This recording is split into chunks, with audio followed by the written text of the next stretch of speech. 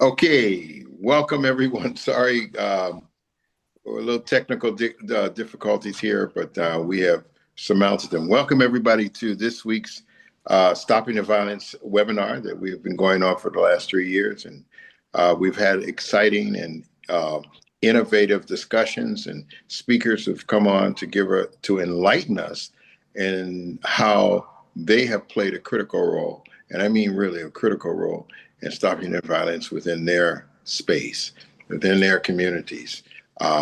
So we've been working with them and having them come on to share with us those various types of avenues that they have been using, which have been, like I've said, innovative.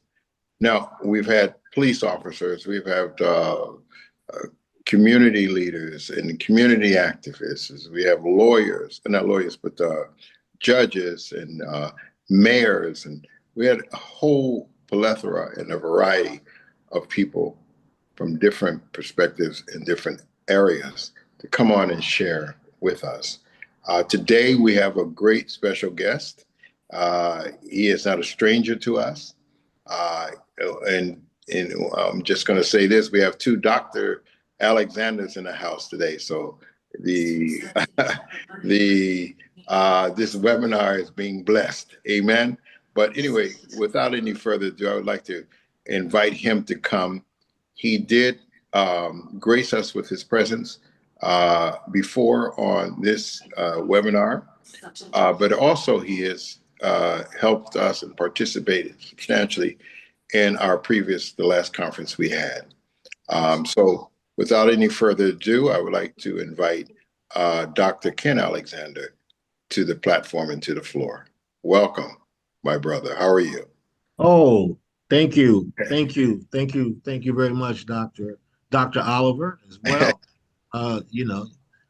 Thank you for what you do for the Stop the Violence is very helpful throughout the nation.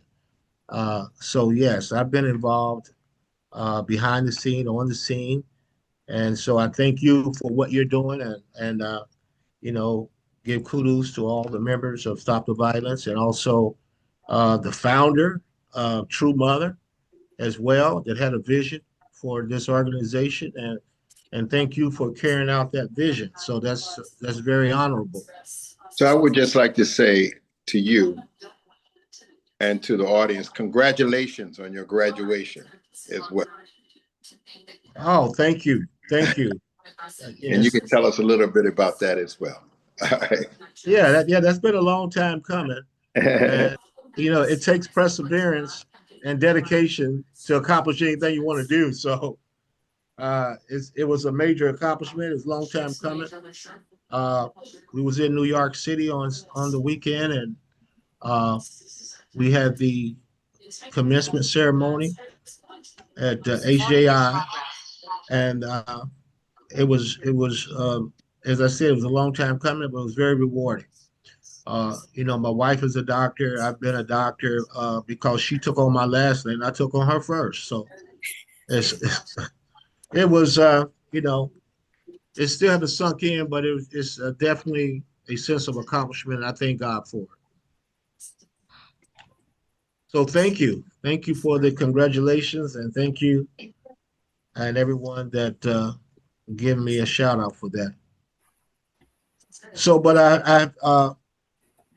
that just kind of adds value to the work that I've been doing, and not with only just with obtaining that degree, but also the work that I've done for the last 30 years has been involved with community work, helping primarily for the last 17 years. We're help ex-offenders that are returning to citizenship with instant jobs. Those that are coming out of prison, we got over 650,000 men and women that are coming out of state and federal prison per year in the United States. And if somebody doesn't do anything to stop recidivism, we're going to continue to have this problem in our communities, in our neighborhoods, in our homes. Families are being broke up. And so I count it a privilege to be able to not only use my dissertation as a means to get the word out uh, that we need to do something about that, uh, because all it's going to do is increase violence and terrorize our neighborhoods. So I am proud of the work that I have done. It's not so much as a degree, but it's the work that I've done along with my organization to stop the violence. We serve men and women that's coming out of state and federal prison. As I said, there's 650,000 coming out of state and federal prison per year around the United States. And in Indiana alone, we got 7,000 that they are returning to Indiana, Indianapolis, Indiana, and Marion County per year. And so we have reduced recidivism in our city uh, tremendously. I'm talking about where the national is around 51%, and in our city, it's called recidivism. Some agencies call recidivism whenever you return back to prison within 3 years of being released, and then you go back to prison. They count it that way. Some count it as a technical rule violation. If you get arrested, you recidivize. Some say if you stay out after 3 years, the recidivism rate goes down considerably. Our recidivism rate is based upon 3 years. We track people for 3 years. If they stay out of prison without a new crime, then that's recidivism. So our recidivism rate ranks between 6 and 11% per 1,000 of individuals that we serve per year. So there's been a lot of agencies that have come to our organization to find out what works. We call ourselves a social enterprise, or an ESE, or employment social enterprise, an ESE, an employment social enterprise. So when you're talking about, we are a combination of a for-profit and a nonprofit combined. So we are a warehouse. When individuals come out of incarceration, one of the first things they need is a job. They need employment. So what we do, we provide instant employment for those that are coming out of incarceration. It's called short-term employment, but the first thing they need is to have income. If they don't have a job and you got all these fees, you got probation fees, you got court cost fees, you got restitution fees, and you come out and if you don't have a job, how are you going to think you're going to pay these fees? You're going to rob somebody, you're going to break in someone's house, uh, So one of the first things they need coming out of incarceration is a job. So one of the first things we provide is a job, and to the tune of they can come out. We call it a pre-release program. Before they come out, they can choose to come to our organization. And if they choose to come in our organization, we put them to work at $15 an hour to $18 an hour. And then we have them for about 120 days. And our job while we have them here is to get them uh, on their feet. They don't have housing. We have a collaboration of partners that provide other services. Without the partnerships with other people, we couldn't do the things that we do. So we have housing coordinators, we have mental health, drug counselors, addiction counselors that work with us. So during those first 120 days, individuals, in order to keep them from going back to prison and terrorizing our neighborhoods and our communities, they've got to have a job. And so we provide a job. We provide health care. They come out with some mental problems. We have mental health therapists. So during that first 120 days is very critical for us to grab them and provide these services. Some of them don't have a social security card. Some of them don't have birth certificate. They don't have a driver's license. So that first 120 days is very critical. And so when you talk about stopping the violence in all these nonprofit organizations, we must come together to be able to collaborate these type of services to uh, to help reduce recidivism and reduce violence. So what we have been doing for over the last 20 years, I can say, uh, has been has been working has been working. So it's the collaboration of services. It is the instant employment, Medicare, healthcare is a big issue. You know, individuals come out and they don't have a way to pay for medical insurance or life insurance. So we provide these services for them when they come out. And part of my department is over the industry recognized credentials. So individuals that come here, they need to be trained uh, with jobs that are that they can work at. Not only do the United States has one of the highest recidivism rates in the world, uh, there's over 70% of employers that do not hire people with felons. You got felons that have served uh, considerable amount of time in prison. You're talking about hardcore. We serve the hardest to serve population. You know, we've had a guy that had 2 life sentences, and he got released and had nowhere to go. He came here, and we provided training for him so that he could get back into society. So we serve the hardest to serve population, and we provide credentials that can get them jobs that are employable. When you got so many people that don't hire ex-offenders, that we have partners here that will help people to, we call ban the box. We have employers that have banned the box. They say if you can do the job and you qualified, then you should get a job, and they are willing to hire them. So there's community partners that works with us. Being that we are a nonprofit organization, we couldn't do a whole lot of lobbying to change policies on the nonprofit side, but we have partners that will legislate for changes.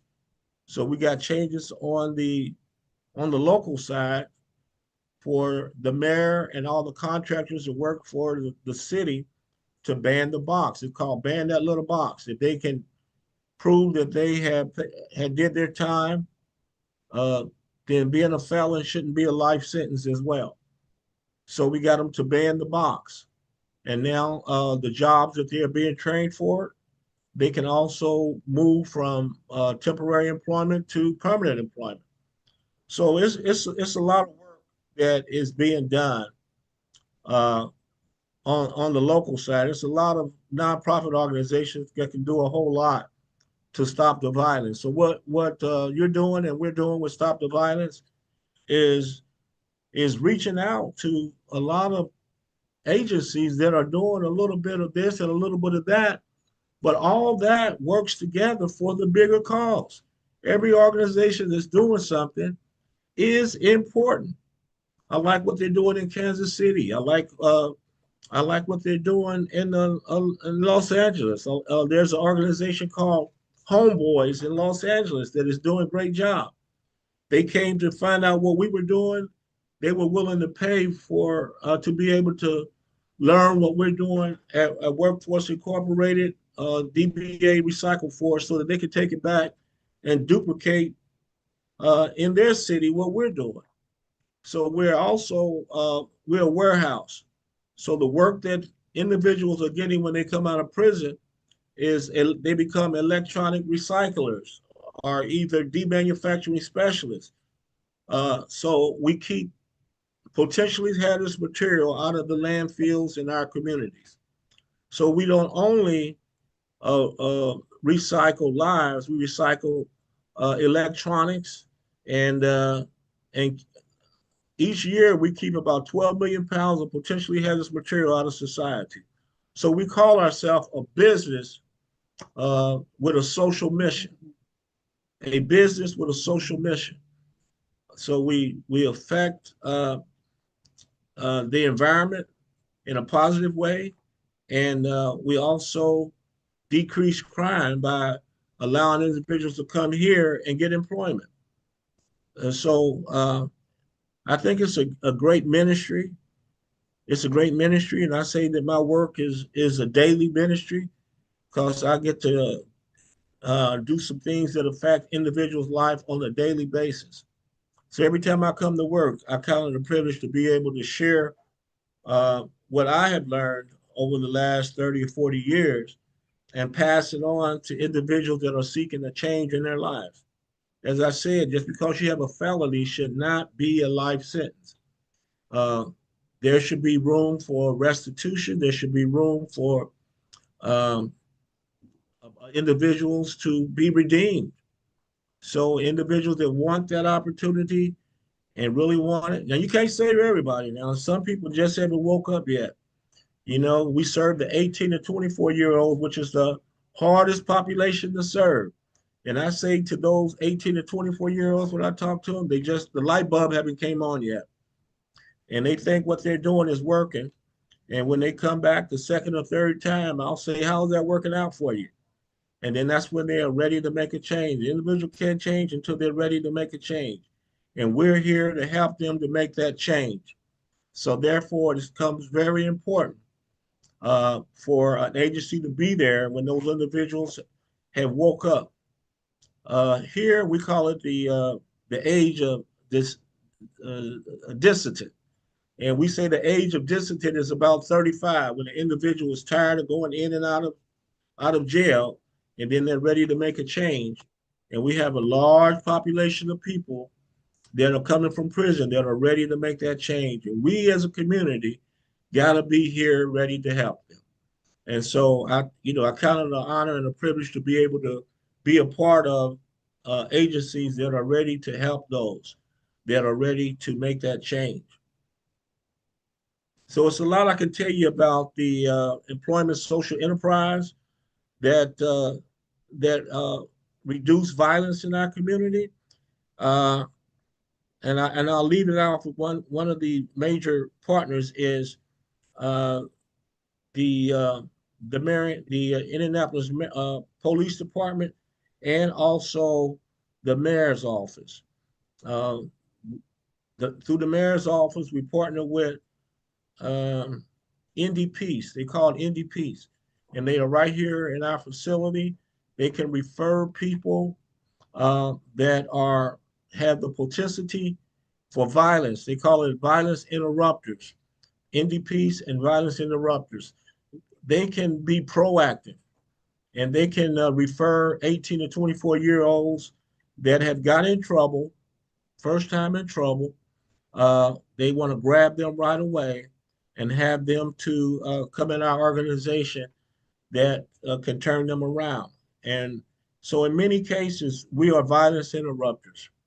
Uh, and so we work with the mayor's office, we work with the Indianapolis Police Department, and and these are the things that make our organization worthwhile because without the community collaboration, we could never do what we do.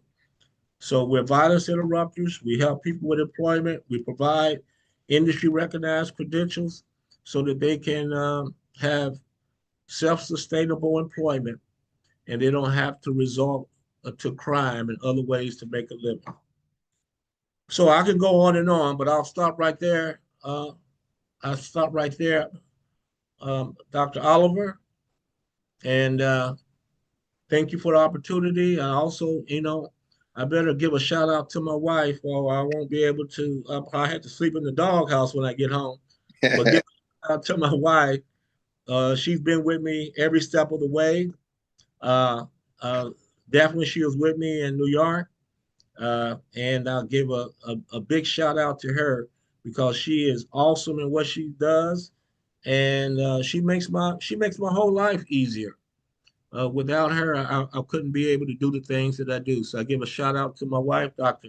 Madeline Clark Alexander, and I know that I share her with you guys, and because I know she's in good hands, and she'll make you all look good, like she makes me look good. All right, That is so true. all right. Thank you. Thank you so much. I Yes, really appreciate that. Thank you for that plethora of information that yes, you're doing, and we're proud of you too. You played a critical role in helping us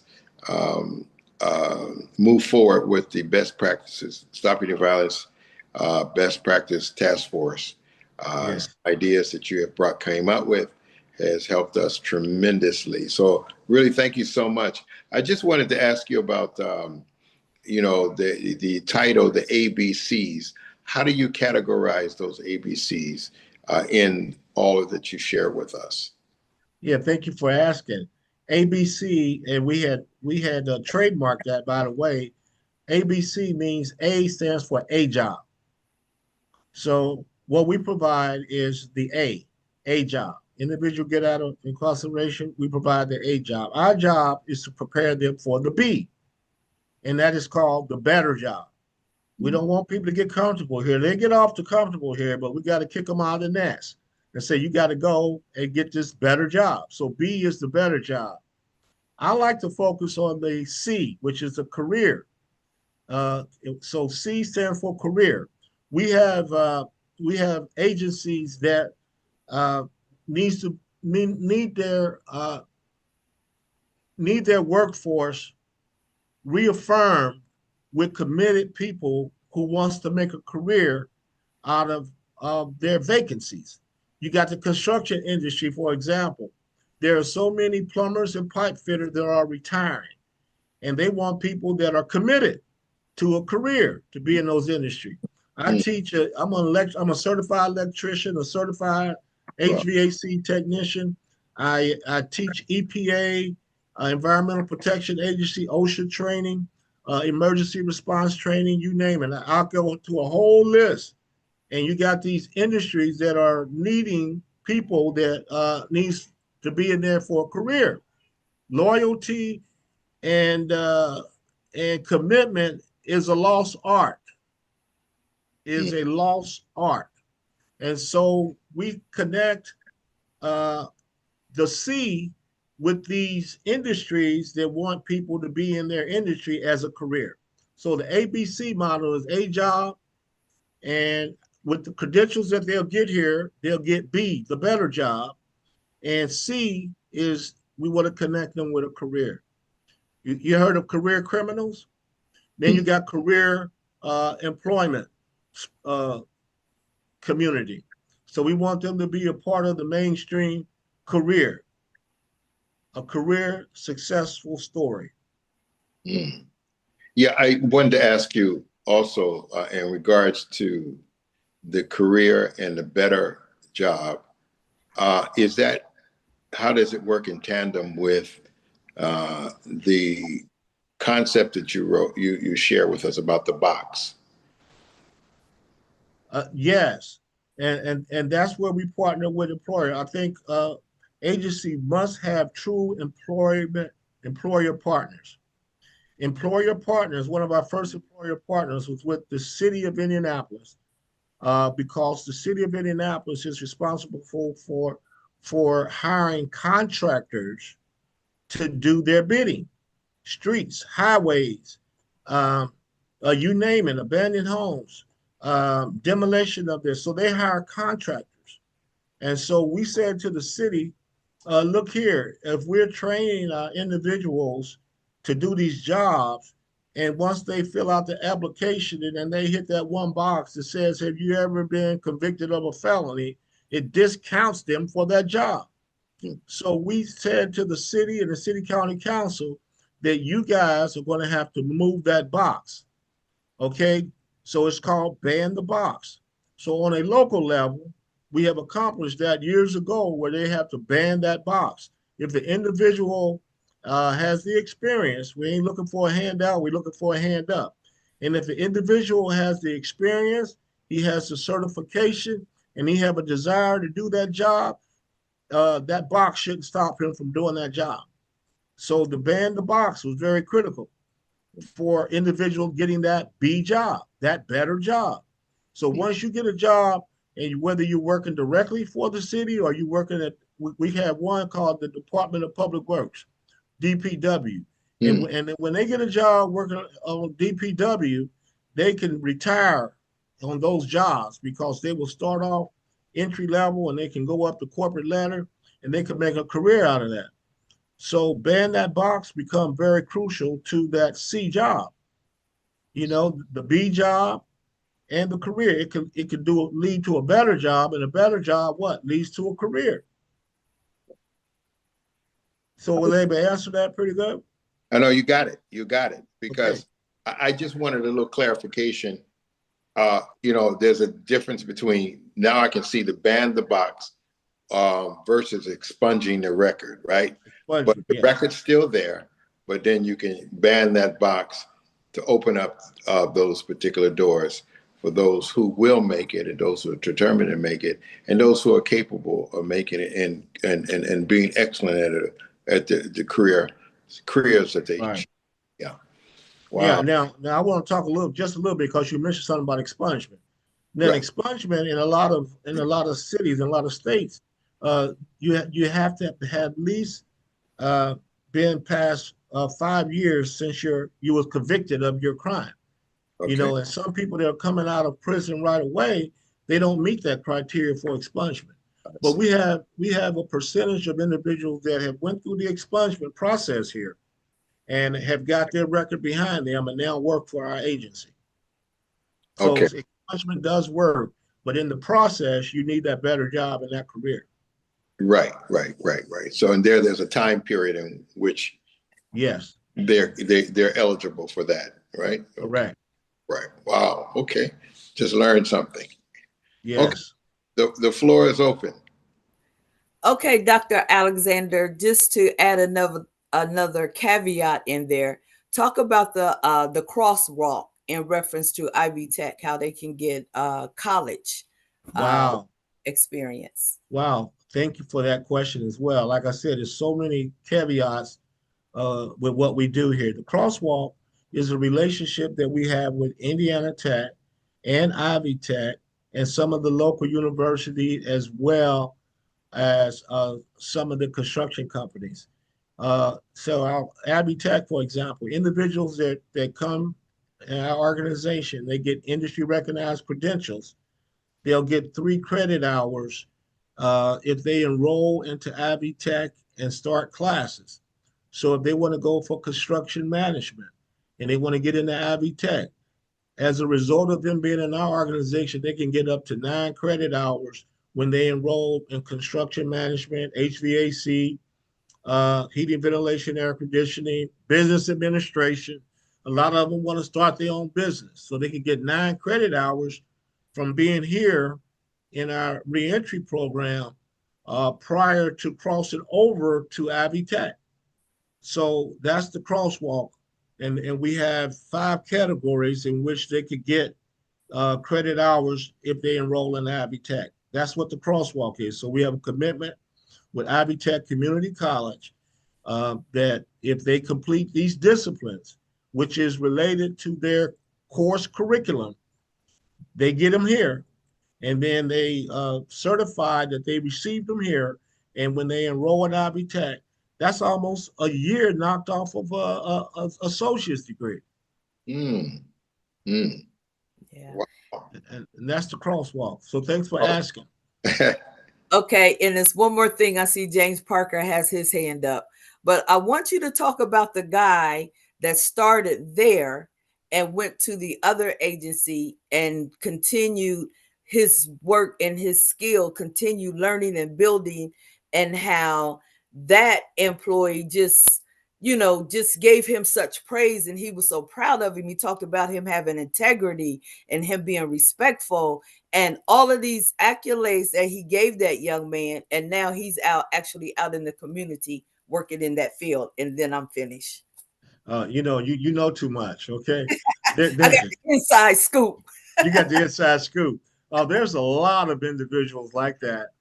There's one individual that came out of prison and he didn't have a high school diploma, and I took him. I take a whole lot of people under my wings, but this particular individual I took under my wings and told him he needed to do a tape test. A tape test is to see where you at before you go into a high school diploma or HSE or GED. So we did a tape test, and that individual passed the tape test with flying colors. All he needed to do was take a math course. He completed the math course in 3 days, and and got his HSE, high school diploma, in 3 days. He wanted to go through my HVAC program. I took him under my wings, got him in my HVAC program. Uh, he completed the HVAC program in 8 weeks. I transferred him to a training facility that does direct employment for HVAC. He graduated from that and then went on to work in heating, ventilation, and air conditioning. And then he turned around and enrolled in a trade school to get a degree in HVAC. So he's working in HVAC. He got his HSE, and now he's making over $25 an hour while he's going to school. And that is what we call success. So we have two bookends. We got individuals that need a high school diploma. We got individuals that have got time cut while they were incarcerated, and they want to further their career in whether it's a bachelor's degree or whether it's a master's degree. They can crosswalk over there. We got a category for individuals who just want to work with their hands. Okay, and so those are industry recognized credentials. And not only that, we have a warehouse where we can match their credentials with the work they do. There's not many nonprofit organizations that does training, then also have the power industrial trucks. We got over $10 million worth of machinery. They could become a machine operator. We got a machine called the Beast. The real name is called E-Vanish Separator. It's a shredder. And it operates off of 480 volts.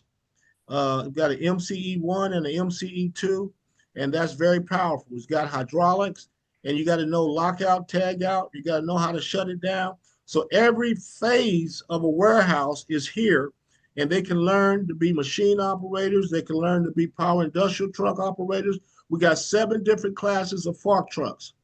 Wow. Okay, FC 4500, which is 4,000 pound capacity. We got stand-ups, we got sit-downs. So everything that they'll learn here at our warehouse is transferable to another warehouse. And that's what an employer wants to know. Who are you? What have you done lately? And what can you do for me? That's what employers really want to know. And we make individuals prepare to answer that one question. What about this felony? We say, confront that right up on the top. So we take that off the table. Say, yeah, I was that guy in the past, but I'm not that guy today. And this is what I have done. I've got this credential, I got this credential, and this is the work I have done at this warehouse. So that's what makes it work together, is that we have the credentials and we also got the physical work that supports the credential. Yeah. And that's so irrelevant because it's not always how you start, but how you finish. How you finish. Yes. Yes, ma'am. Yes. Amen. Amen. Thank you for that. That's really powerful. James Parker, my brother, God bless you. Welcome. Hello, hello, hello. James Parker, all right. Thank you very much, sir. I appreciate all that you have said. It sounds like the vision that God has given us to do over here. We are connecting with plumbers and HVAC people and different people. We just got to get the warehouse to house the machinery for them to work. And it's so key, to meet those people coming right out of jail, fresh right out of jail, to let their hands work on something and not let them get back to working with a gun or working with their fists, but work in some type of capacity. So yes, I just thank you for all that you're doing, and I understand the connection that I had to have with your wife to be able to be on this call right now to hear what you had to say. So thank you. Yeah. Oh, thank you, James Parker. I was telling her I admire what you're doing. I admire what you're doing. You are really the frontline soldier. You are boots on the ground.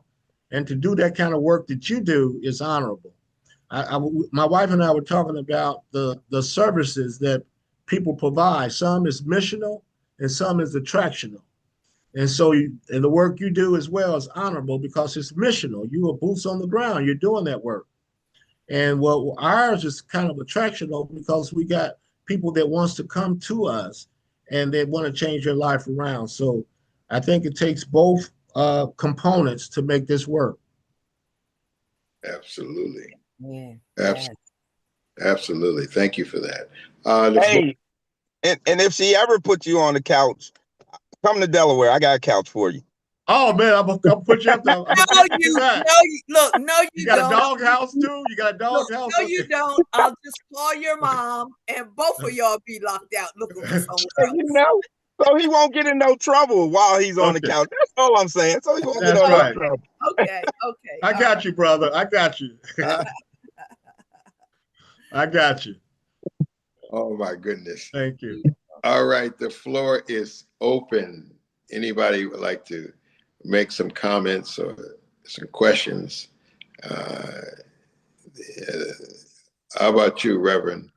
Since you're very close to the Alexanders, Reverend Stoner. Aaron Stoner. All right. uh, Yeah, I'm very grateful to the newly minted Dr. Alexander. Okay. We're very proud of how he's helping Indianapolis and really respect you, brother. Thank you. Just wanted to, I guess I was just really anxious to see how that program could be expanded beyond just maybe the trades to include other things like data collection. I think coding on computers is another one. Uh, Tech security and such. So, yeah, just anxious to see if it can't be expanded. Oh, I mean, great comment and question as well. And this is what I think is important as well. We don't want to reinvent the wheel. We got people that are specialists in that. One I mentioned was Indiana Tech. They got cybersecurity, they got medical decoding, they got CNC operators.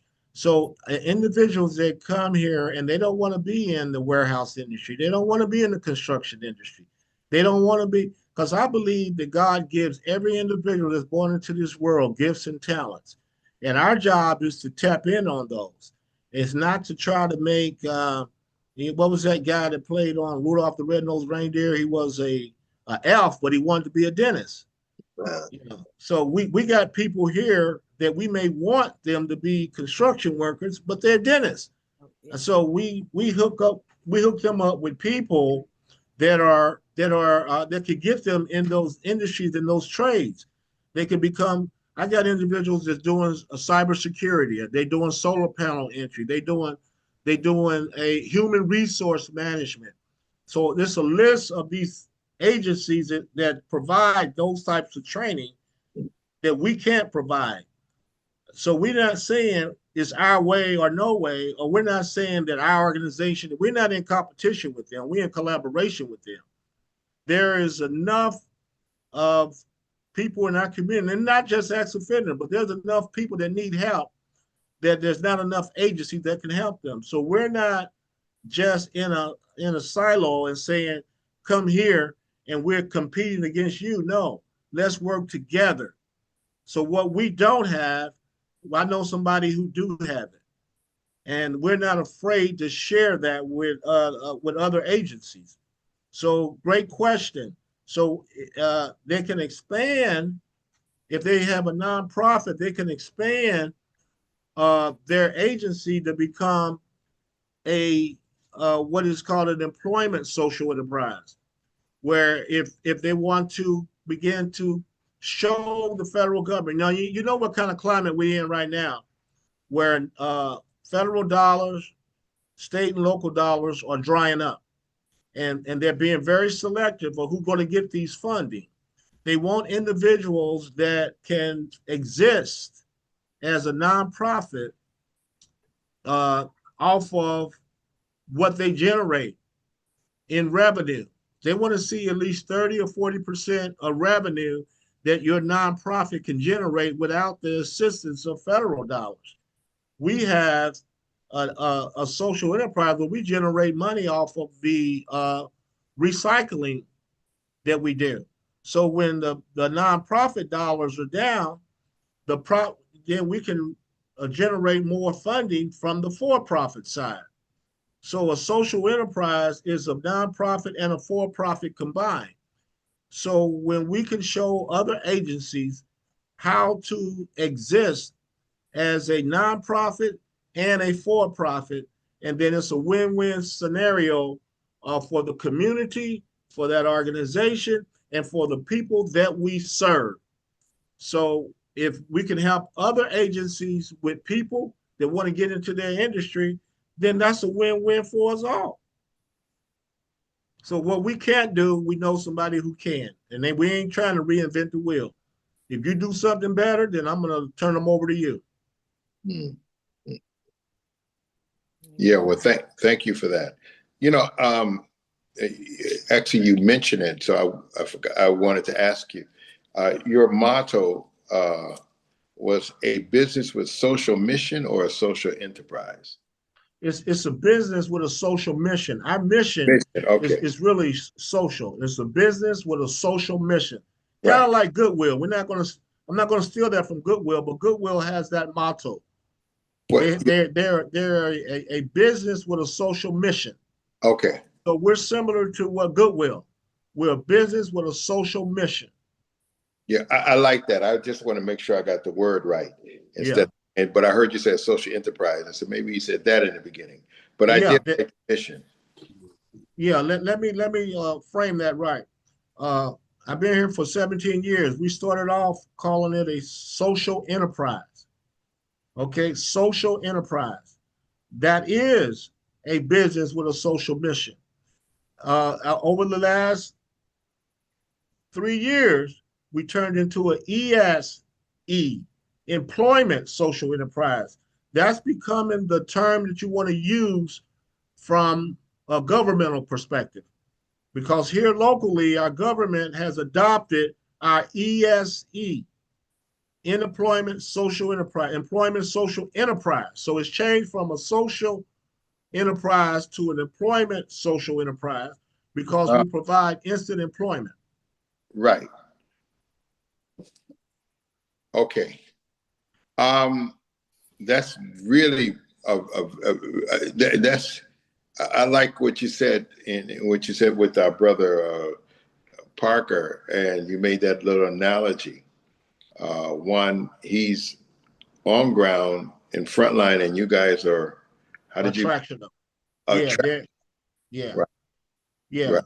And both of them are important because one, I mean, you look at, well, church models after one or two of those, or either both. Either you're an attractional church or you're a missional church. Hmm. Either you're an attractional organization or you're a missional organization. Right. And I think you need both Right.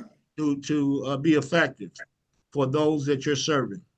That's right. That's right. Right. They worked in tandem together. Yes. The floor is open. Anybody else like to share something?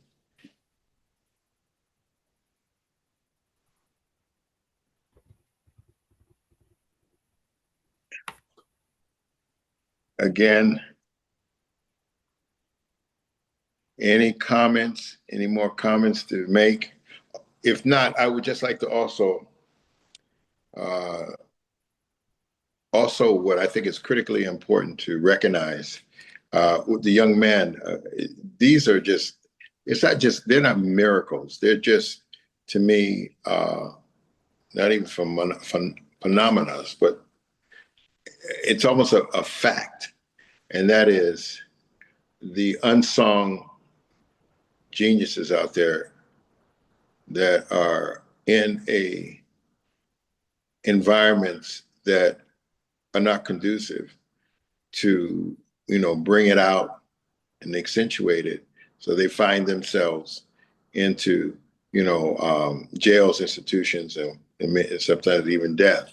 Yeah. So when you gave the testimony that he had no diploma, but in 3 days he was able to pass the test, and then you know then he finally studied a little math and aced that, and just went on and went on. So how many of those people are out there like that, that are in institutions, that are in jails and stuff like that? So that also caught my attention. And I think you probably run into many of those people, don't you? Yes. We have, most organizations have a tendency to focus upon those that are failing and those that are acting out, and they get all the attention. I have a tendency to focus upon those that are succeeding and need change, and to exploit those, and those outweigh those that are recidivizing. There are you hear more about bad news than you hear about good news. You turn on the TV, all you hear about is bad news. But here, I like to exploit the good. And that one man, that's just one out of 100. Mm. Okay, for every one story I tell you about, there's 100 more just like it. Wow. And if that was exploited, it would change the culture of the thinking of our society. And instead of having agencies that do not hire, you need to have agencies that provide second chance employment, third chance employment. But you need to open up where other agencies can focus upon those who really want to change, and that is what redemption is all about. And that's what the religion and Christianity and every international organization that is set up to do right is about redemption and giving people an opportunity to succeed. Yes, sir. That is correct. Um, uh, well, James, did you have your hand up again, or you just? Yeah, I Oh, was just our community is waiting for this. And I'm just saying our community because so many times people say, our community, our community. Um, I believe they're just as fed up as we are, but they're looking for us to have the answer. They're looking for us to do it. They feel as though that they have messed up and missed their chance, their moment, and they're waiting for somebody like us to step in the community and tackle the odds that they say, you know, so many people go to jail in your neighborhood or whatever they say, and we end up buying into that. We buy into that to where we don't go and help it. And I just been Sunday, God just had me get this message on, you know, we come into the church and fly like Superman, but then we leave out the church like Clark Kent. When That's the when good one. That's the good one. you come in as Clark Kent and you go out as Superman into your neighborhood and fix the problems that need to be fixed, There you rescue go. the There you people that need to be rescued, instead of being out there writing the story of how bad the neighborhood is, and instead of, going taking that to the altar and coming Yeah. out as Superman to fix the problems, that need to be fixed. We have Yeah. the strength to go out there and do it. And I think soon as they catch on that, everybody that got a hoodie on doesn't mean they're bad. Maybe There you their go. head is just cold. Who knows? Whatever the case. Yeah. But now we got to knock that stereotype out, to be careful of. But I know it's something that God got to call people to. Just because we're doing it or saying it doesn't mean people gonna jump up automatically and do it. It is something that you have to be sent by God to go in and do, and change those things around. And I'm just excited because being on this call and listening to other people, it's just letting me know that the world is about to change. mm, That's Oh, all. definitely. The people who have the money right now and cutting out programs and all that, oh, they're about to be overturned. Their places are going to be taken because their job is to take care of the poor and everything else. So, I'm not. I'm just happy and excited that Stop the Violence is doing this, and I'm able to get on and hear that it's happening in Indiana, Chicago, LA, and because thank God I ain't Amen. got to travel to all those places. But I'm just happy, Yeah. Yeah. and I And know we it's going to catch on. and we talk about those demographics. And what I like to announce is everybody that goes to jail is not a bad person. They've done a bad thing. Some of us had done a bad thing, we just didn't get caught. So in this process, you have people, I like to say, that instead of incarceration, they're being consecrated to really renew their mind, run into an agency such as where my husband work at, such as what James does on the street, and have somebody that they can stand before and help them see things a little differently and begin to turn their life around. Because it is a choice, it's a conscious decision to say, I did that, it didn't work for me, I want to do something different. My husband and I was talking about when I had the re-entry program. It always warmed my heart when those guys came out of jail and they came to my ministry and they said, I don't want to stay in Wilmington. I said, where's your family? Let's contact your family. Who's your next of kin? And they made conscious decisions to say, I know if I go back there, I'm going to do what I've always done. Help me get somewhere I can start over. They had a made up mind. So being able to get that, to contact their family and get that bus ticket or train ticket or whatever it took to get them out of what they had suffered from, that was always a win-win for me. So as James is talking, as Dr. Alexander is talking, the people that we meet, some are going to receive the information and run with it. Some are going to do the 20 days, get that little work in, and they'll go do something else. But either which way, once a person have a made up mind to change and receive the wisdom that God is giving them, you're absolutely right, James Parker. This dispensation, it looks like pure chaos. The Holy Spirit has informed me at this dispensation, we're in an abyss. But what does the Chinese people say? Crisis translate into opportunity.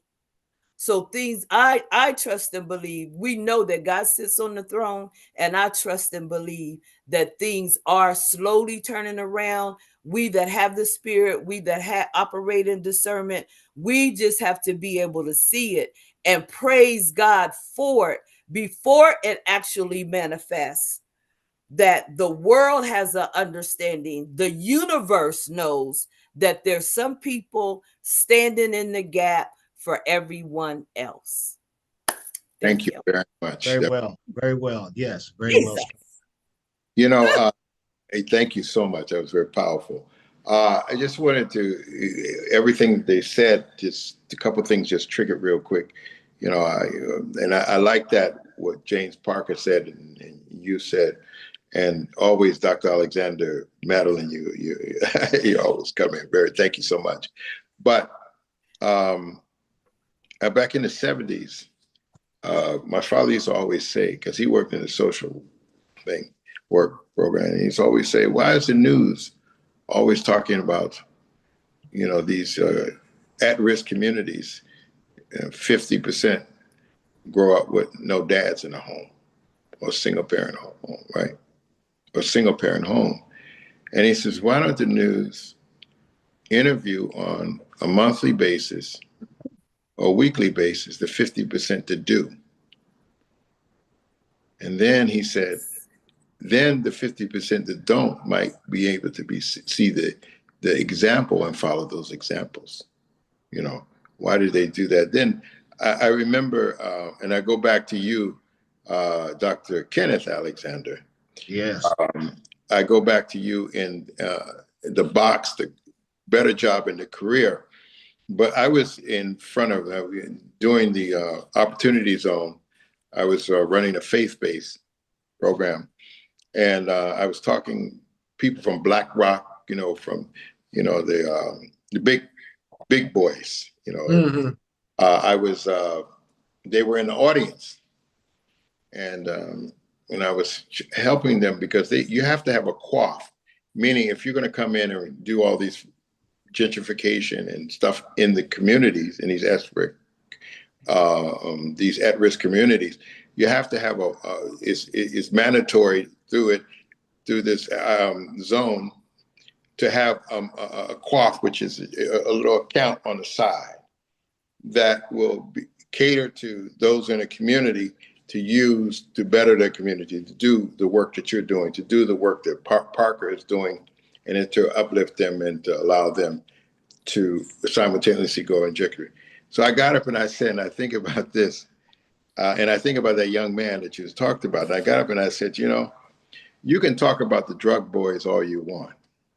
Hanging down, 5th grade, no education, dropped out of school at 5th grade.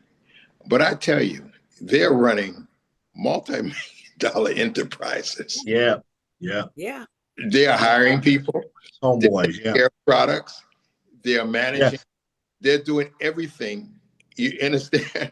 So automatically, what is it? They are already not predisposed, but they already have what it takes if they had the opportunity to be a corporate leader, right?